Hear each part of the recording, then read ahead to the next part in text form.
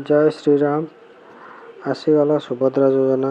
ये योजन ओडिशा रे प्रत्येक महिला को 50,000 लेखा मिल केमिति करिवे आवेदन केबेठार आवेदन आरंभ हो क्यों मैंने पाइबे कौन कौन डॉक्यूमेंट आवश्यक विषय संपूर्ण विवरणी ये वीडियो में देवी।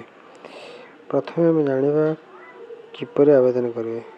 आवेदन प्रक्रिया एवं नुआ सरकार आने को चाहते जहाँकि स्वतंत्र गोटे वेबसाइट बनव से वेबसाइट माध्यम आपण आवेदन करेंगे जहाँकि एपर्तंत हो पारि ना 100 दिन भितर सेटा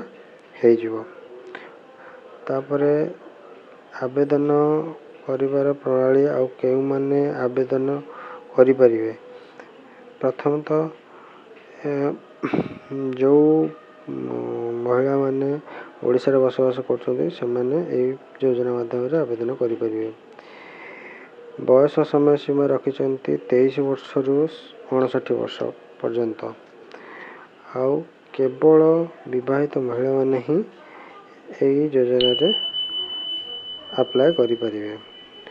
आउ अंगनवाड़ी वर्कर माने मध्य अप्लाई करिपारिबे किंतु गवर्नमेंट चाकरी करिथिबा महिला माने अप्लाई करिपारिबे नाही। ओनली जणे मेंबर फैमिली रो जणे मेंबर ही अप्लाई करिपारिबो। आउ अनमैरिड वुमेन जो माने बाहा हेई नांती स्त्री लोक बा झियो से माने अप्लाई करिपारिबे नाही। अप्लाई करिया पय डॉक्यूमेंट कौन कौन आवश्यक।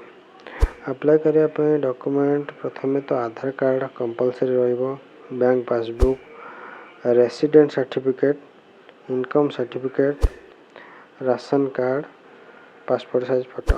रेसिडेंट सर्टिफिकेट नहेले भी आपण रेसिडेंट प्रूफ हिसाब रे आधार कार्ड मध्ये देई परिबे।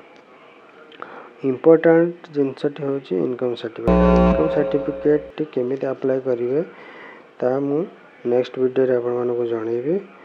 स्टेप बाय स्टेप प्रोसेस बतै देबी। आ जो माने ए योजना अप्लाई करिवारे प्रॉब्लम फेस करछन्ती बा कोन असुविधा सम्मुखीन होउछन्ती तो मते ए नंबर रे मध्य कांटेक्ट करि परिबे। केवल व्हाट्सएप माध्यम रे कांटेक्ट करिवे जाकि मैं व्हाट्सएप माध्यम रे आपनको रिप्लाई मध्ये देई परिबे।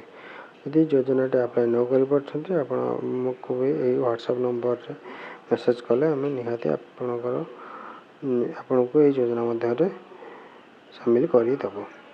जय श्री राम।